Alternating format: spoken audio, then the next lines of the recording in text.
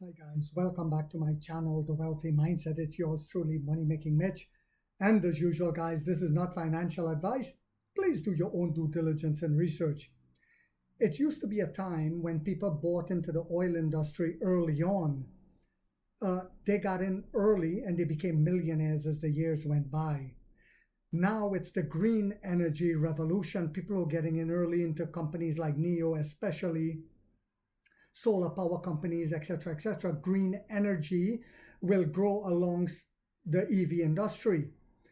Uh, but how do we get into this industry? Well, some of us are already into it by investing into NEO. You see, the number of electric vehicle chargers in China, which has the world's largest EV charging infrastructure, has surged 53.5% year over year to 17.3 million. This is electric vehicle chargers. So these charging stations and battery swapping stations are the future of gas stations. Wrap your heads around that and understand what I'm saying. Some of you might hear me say it, but it still did not sit in. In the future, you will see less and less gas stations, and you will see more charging and battery swapping stations. So this is an area that will generate a massive amount of revenue. We are already in the game. Data from the National Energy Administration showed on Thursday that the number of public charging facilities has reached 4.32 million units, a 37.8% increase from the same period a year ago. Among these, the total rated power of public charging piles have reached 196 gigawatts, with an average power of 45.48 kilowatts. And I saw Australia is doubling down now on green energy yet again. Chinese companies are getting a lot of attention in Australia, and that is where we're also headed. NEO is headed. Privately owned facilities have soared 59.6%. But why is that? To 13 million charging points. Are they doing it for fun? No, my dear lads, they're doing it for revenue. This is where a lot of NEO other sales would come from and other revenue will come from. The total installed electricity capacity for private charging facilities reached 115 gigawatt amperage. China's economic 14th five-year plan.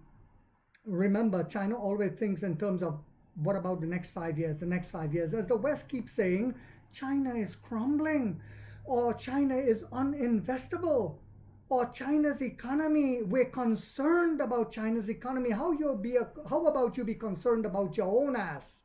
China's economy 14th five-year plan, 2021 to 2025, set clean energy as a priority. I remember when the West was saying China is overpolluting. Now they say unfair subsidies, too much green energy, we need to drill more oil. In the past 5 years, the country has developed a network with a goal of 2 charging piles for each 5 electric vehicles in the country.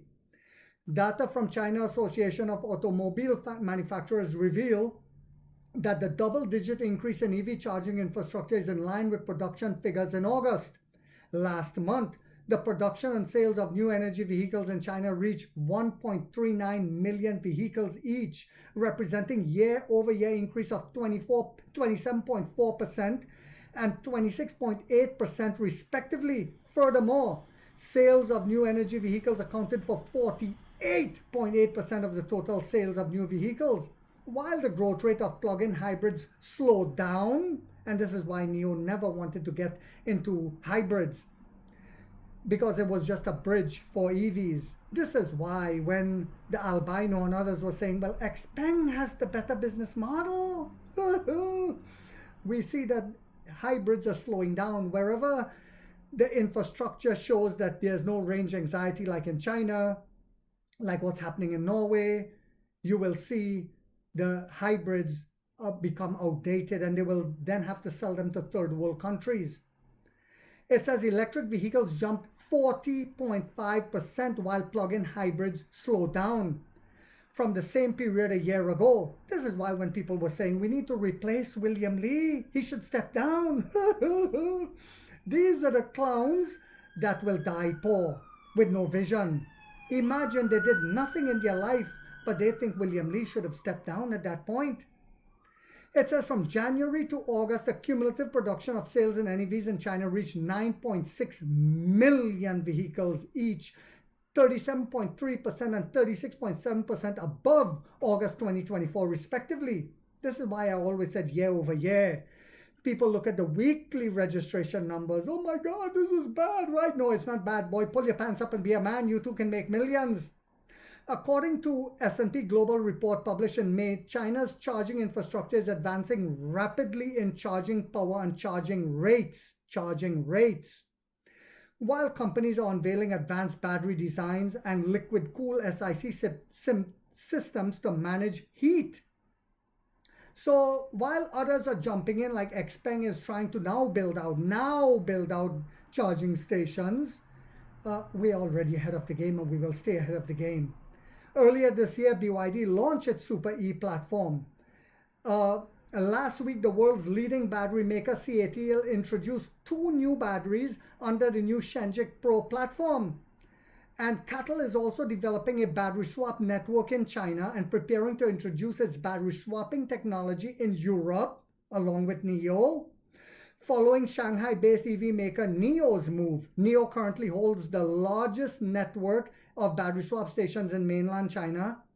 As of Thursday, and according to its website, the company operates 3,497 battery swap stations with 27,142 charging stalls, the most of any EV company in China. In March, NIO announced its battery swap network would operate in parallel with CATL, with Firefly's subsequent newly developed models using the battery giant Choco Swap technology standard. This is why I've always told you guys, minus speed bump. NIO Lions, we are getting ready to become multi-millionaires. We are in a future blue chip company. I hope you guys found this video yet again to be informational, inspirational, and motivational. If so, guys, don't forget to hit the thumbs up and hype it. It takes a lot of time to do these videos and the editing. And if you haven't yet subscribed, you might want to think about doing so, because in this channel, we are waking up the middle class for the first time to get a major piece of the pie from the ground level up as to how the games are played on Wall Street. And like 50 said, we get rich or we die trying, guys.